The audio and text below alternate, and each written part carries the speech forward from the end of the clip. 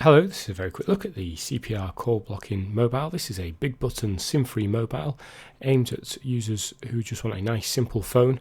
The back comes off and it's got a removable battery. You can put a micro SD card in it and it takes a standard SIM, so that's the largest SIM variety. Around the bottom you'll see a small LED light, and quite nicely this has just got a built-in LED torch, so you've always got a little torch on you, and that's just operated by a button, so you don't have to unlock the phone to make use of this. That's just a little switch on the side. You can see the phone's completely locked. You can still activate the LED though, very handy if you just want a bit of light. It comes with a USB lead and it's charged via USB, but you don't have to plug it in, which is quite fiddly because it also comes with a little dock, so you can just stand the phone in.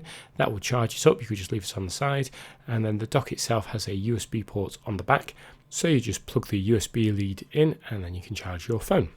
It gives you audible feedback when you're typing. 1, 2, 3, 4, 5, 6. One of the features on this phone that might be useful is a magnifying glass.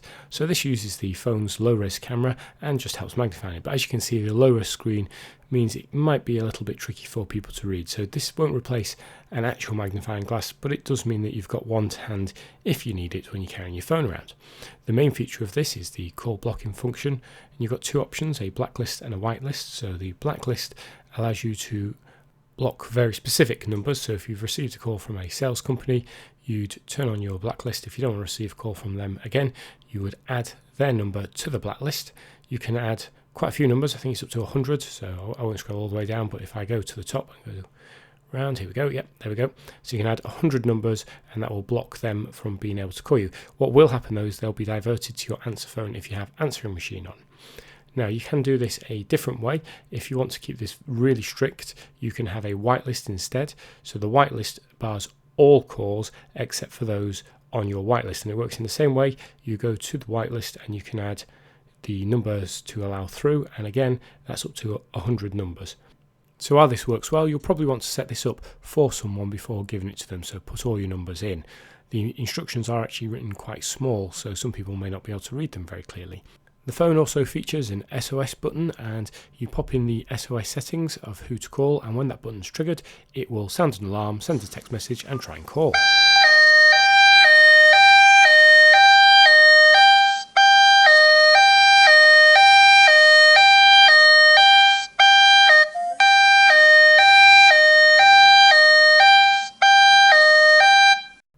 So you can see there it sent the text message and it's now trying to call, so I'll cancel that call. That doesn't actually cancel the alarm. You have to manually stop the alarm from ringing.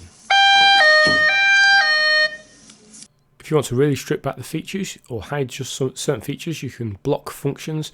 So if I go in here and block the magnifying function, for example, that will prevent the magnifying glass function being accessible from the main menu.